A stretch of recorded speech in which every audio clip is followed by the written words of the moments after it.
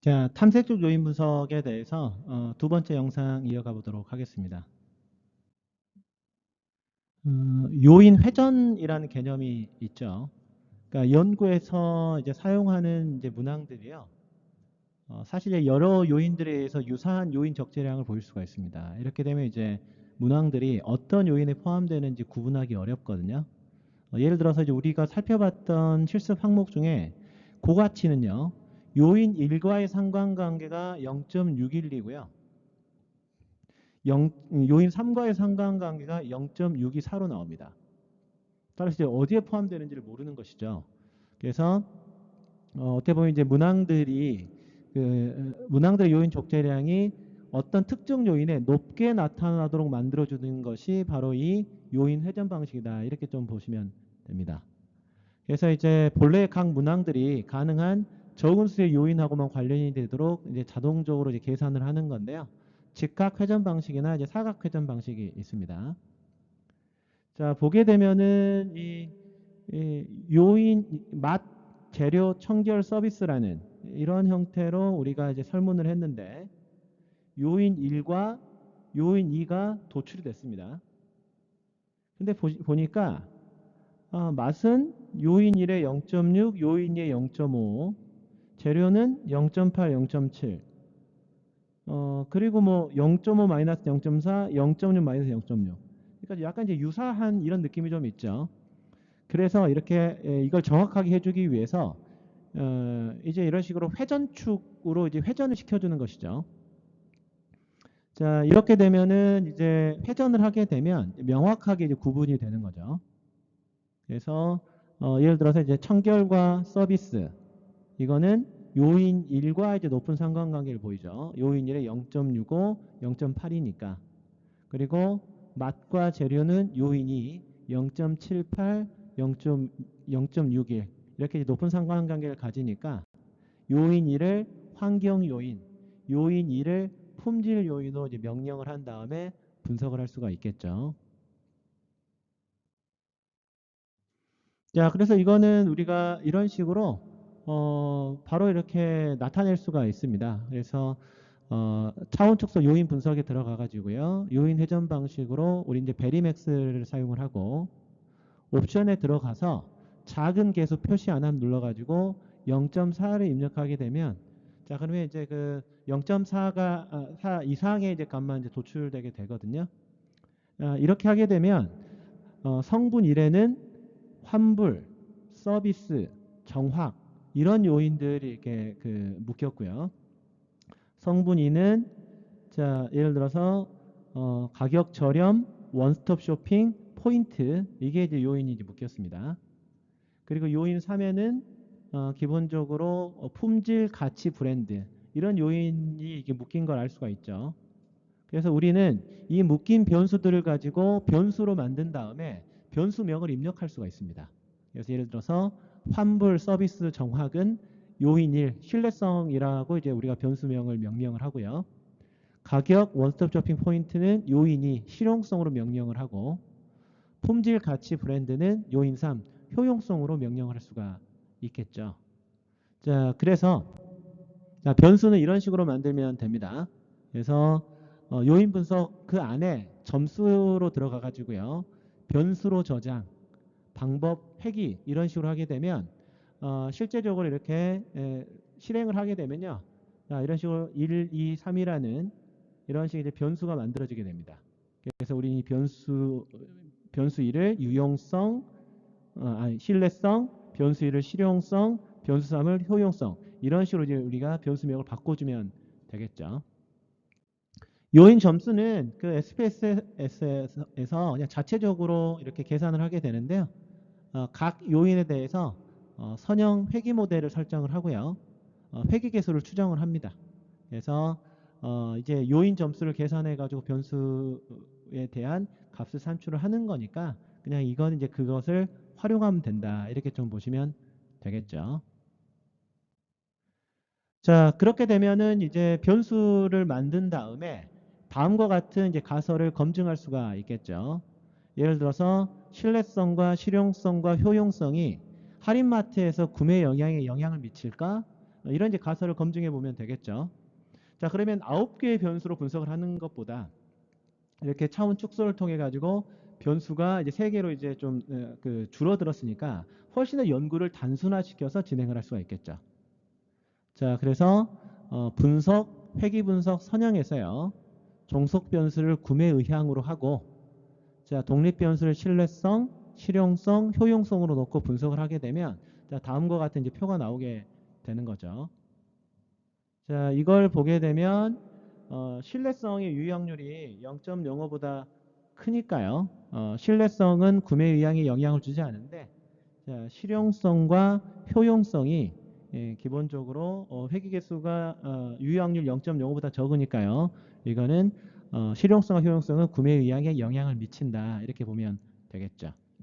모형 요약을 보게 되면 자, 신뢰성, 실용성, 효용성이라는 독립 변수가 구매 의향이라는 종속 변수 분산의 25.9%를 설명한다라고 나와 있고 아노바는 이제 회귀 식에 대한 통계적인 유의성이죠. 그렇죠? 그래서 유효확률이 0.05보다 적으니까 이 회귀식은 통계적으로 유의하다 이렇게 보시면 되겠습니다. 자, 그리고 우리가 이걸 가지고 이런 이제 분석도 해볼 수가 있겠죠.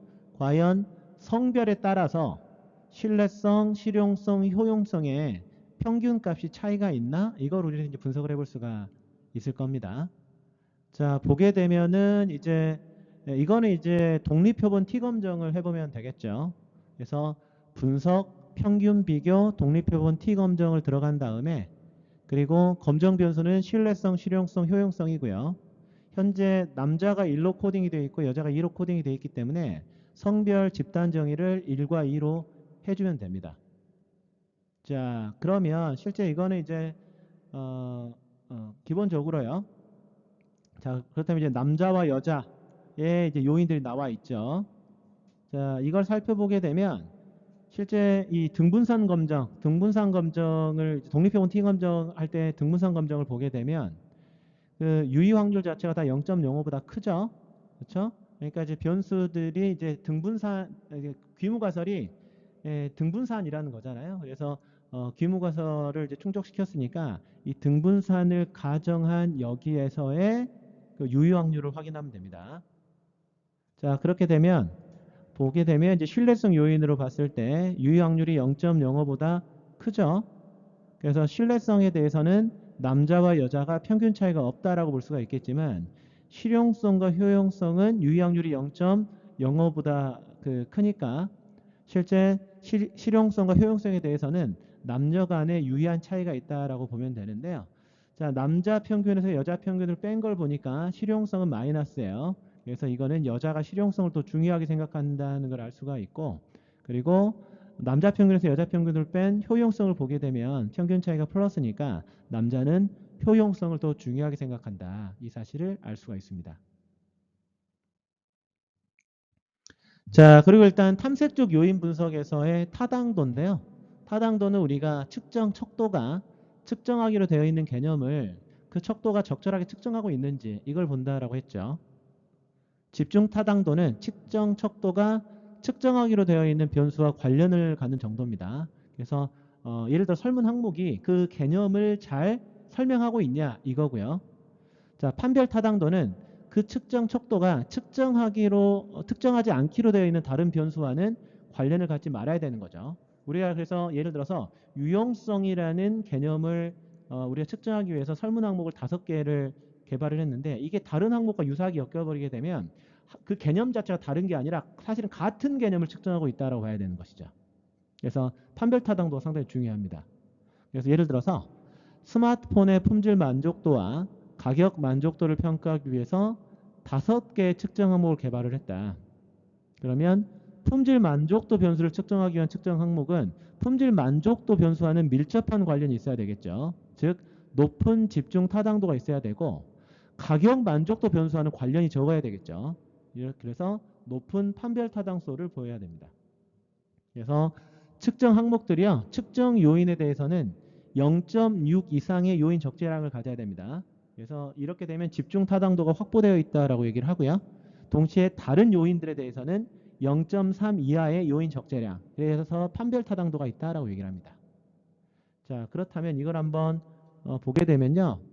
아까 이제 erp.sav 파일을 했는데 예를 들어서 정보 시스템에 대한 유용성, 사용 용이성이라는 개념을 측정하기 위해서 각각 6개 항목의 측정 도구를 개발을 했죠. 그래서 이 설문 항목들은 유용성을 잘 측정을 해야지 사용 용이성하고는 관련이 좀 적어야 될 겁니다.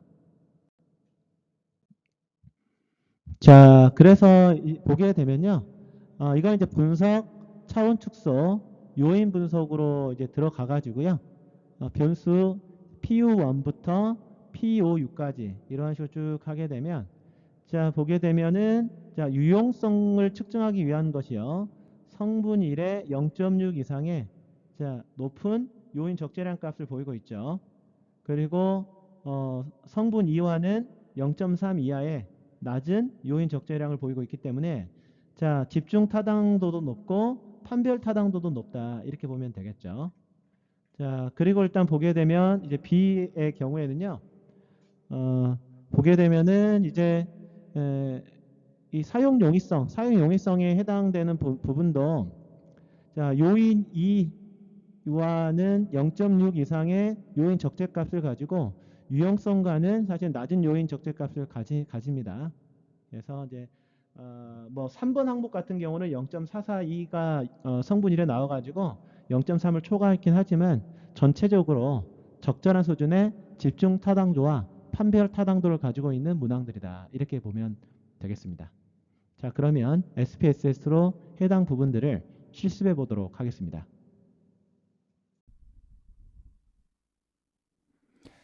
자, 그러면 탐색조 요인 분석. 자, 이제 회전 방법, 요인 회전에 대해서 실습을 해 보겠습니다. 자, 먼저 이제 마트 열었고요. 자, 우리는 이제 이 9개의 변수, 품질부터 포인트까지 9개의 변수를 우리는 이제 그 요인 회전 방법을 통해 가지고요. 실제 이제 한번 공통적인 이제 성분을 한번 추출해 보도록 하겠습니다. 자, 그럼 분석에서요. 자, 차원 축소로 들어가서 요인 분석으로 들어갔었죠. 자, 그리고요. 우리는 자, 품질부터 포인트까지 변수를 이동을 시켰습니다.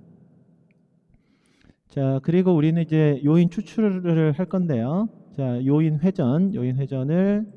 자, 우리는 이제 베리맥스 방법으로 할 거고. 자, 그리고 자, 요인 추출. 자, 주성분 분석을 하겠습니다. 고유값 1보다 큰 거. 자, 통계는 뭐 아까 했던 거는 그냥 넘어가겠습니다. 전 영상에서 했던 거는. 자, 그리고요. 옵션에 들어가 가지고 자, 보면 이제 작은 계속 표시 안 함. 그래서 자, 0.4 자, 0.4 이하의 계수는 표시하지 않는 걸로 하고요. 자, 그리고 아예 그 변수까지 만들어 주죠. 점수에서 자, 변수로 저장해서 자, 회귀를 했습니다. 회귀 분석을 통해 가지고요. 자, 이렇게 해 가지고 확인을 누르게 되면요. 이런 형태가 나오죠. 그래서 회전된 성분 행렬 해가지고 환불 서비스 정확이 성분 1로 이제 묶여 있는 것을 확인할 수가 있고요. 그리고 가격 원스톱 쇼핑 포인트가 성분 2에 묶였고 품질 가치 브랜드가 3에 묶였습니다. 그래서 우리는 자, 이 성분 2를 자, 우리는 신뢰성이라는 변수로 명명을 하고요. 성분 2를 실용성으로 명하고 성분 3을 이제 그 효용성이라는 이름으로 명칭을 하도록 하겠습니다. 자, 그리고 데이터로 돌아가 보니까 이렇게 변수들이 만들어져 있죠. 그래서 데이터로 가서 변수들이 이렇게 만들어져 있는 것을 알 수가 있습니다. 그래서 우리는 변수명을 입력을 하겠습니다. 변수 1은 자, 신뢰성이었고요. 자, 그리고 자, 변수 2는 자, 실용성이었고 자, 변수 3은요. 변수 3은 자, 효용성이었습니다. 자, 그리고 레이블에 있는 건 지울게요. 여기 있는 게 너무 지저분하니까요. 지운 다음에 그 다음에 우리 이제 회귀 분석을 해보겠습니다. 이 신뢰성, 실용성, 효용성이 구매 의향에 영향을 주는지 우리 한번 살펴보도록 하겠습니다. 자, 그러면 이제 그 분석이 들어가서 회귀 분석 자, 선형 들어가 가지고요. 종속 변수로 구매 의향이 들어가고 신뢰성, 실용성, 효용성이 이제 독립 변수 들어가게 되면 우리는 이제 그 분석을 해볼 수가 있겠죠. 과연 신뢰성, 실용성, 효용성이 구매 의향에 영향을 주는지를 살펴보게 되면요. 보면은 효용성, 실용성, 신뢰성이 구매 의향 그 분산의 25.9%를 설명하고 있고요. 그리고 아노바 통계 모형 보니까 유의 확률이 0.05보다 적으니까 회계 모형은 통계적으로 유의하다 이 사실을 알 수가 있습니다. 그리고 개수값을 보니까요. 신뢰성의 개수가 0.141인데 보게 되면 유의 확률이 0.05보다 크니까 신뢰성에 대한 개수는 통계적으로 유의하지 않다. 즉 신뢰성은 구매 의향에 영향을 주지 않는다라고 우리는 알 수가 있고요. 실용성과 효용성은 0.05보다 적으니까 실용성과 효용성은 구매 의향에 영향을 주는 통계적으로 유의하다. 우리는 이 사실을 알 수가 있습니다. 자, 그렇다면 마지막으로요. 과연 성별에 따라서 신뢰성, 실용성, 효용성의 평균값이 차이가 있는지를 한번 살펴보도록 하겠습니다. 이제 분석에서요. 이거 평균 비교하는 거죠. 그렇죠? 독립표본 T 검정입니다. 검정 변수는 자, 신뢰성, 실용성, 효용성의 평균을 한번 확인해 보는 거고요. 자, 집단 변수는 이제 성별이고, 자, 정의는 코딩 값인 1과 2로 해주겠습니다. 자, 확인을 눌러보게 되면 이렇게 나오는 거죠. 자, 보게 되면 이게 레빈의 등분산 검정이죠. 그래서 등분산을 가정할 건지 말 건지는 유의 확률을 보면 됩니다. 자, 그 귀무가설은 등분산이다라는 거였어요. 보니까 다 유의 확률이 0.05보다 크죠. 그래서 등분산이라는 귀무가설을 채택하니까 이 등분산을 가정한 이걸 이제 보면 됩니다. 자, 신뢰성을 보니까요. 자, 유의 확률이 0.05보다 크죠. 자, 그래서 신뢰성에 대해서는 남자와 여자 평균 간의 차이가 없다라는 겁니다. 통계적으로 유의하지 않습니다. 그런데 실용성의 경우에는 자, 유의 확률이 0.05보다 적으니까 남자와 여자 간의 평균 차이가 있다라는 거죠. 근데 남자 평균에서 여자 평균을 뺀 것이 마이너스이기 때문에 여성의 경우에 실용성을 더 중요하게 생각한다라는 겁니다. 그리고 이제 남성의 경우에는요. 자, 보니까 효용성의 경우에는 마찬가지 유의 확률이 0.05보다 적으니까 마찬가지로 이것도 남자와 여자 간의 평균 차이가 있는데 남자 평균에서 여자 평균을 뺀 것이 이제 평균 차이가 플러스니까 남자는 효용성을 더 중요하게 생각한다. 우린 이 사실을 알 수가 있습니다. 자, 그 다음에요. 우린 그 타당도를 검증해 보기 위해서 ERP를 다시 한번 열어볼게요.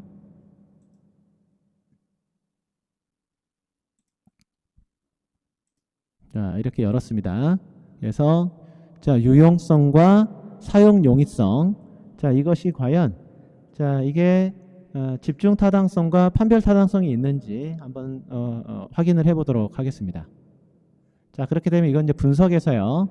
자, 차원 축소로 들어가서 요인 분석을 했죠. 변수 자, P1부터 P6까지 다 넣어준 다음에요. 자, 그 다음에 요인 회전을 베리맥스로 해가지고 한번 개수값을 확인해 보도록 하겠습니다. 자, 그랬더니 이렇게 나오죠. 표준된 성분 행렬. 자, 유용성이라는 6개의 항목을 보니까 6개 설문 항목 보니까요. 성분 1에 0.6 이상의 값들을 다 보여주고 있습니다. 집중 타당성이 있다라는 거고요. 성분 2는 다 0.3보다 낮죠. 그러니까 성분 2는 설명하지 않는다라는 거죠. 판별 타당성이 있다라고 보면 되고 사용 용이성의 6개 항목을 보게 되면 자, 성분 2에 다 0.6 이상의 자, 값들을 보여주죠. 판별 타당성이 있다. 성분 1에 대부분 0.3 이하이긴 하지만 3번 항목이 0.4 사이로 살짝 상관관계가 높긴 합니다. 하지만 뭐 이 정도의 값들을 보게 되면 전체적으로 적절한 수준의 집중 타당도와 판별 타당도를 가지고 있다. 우린 이렇게 해석할 수 있습니다.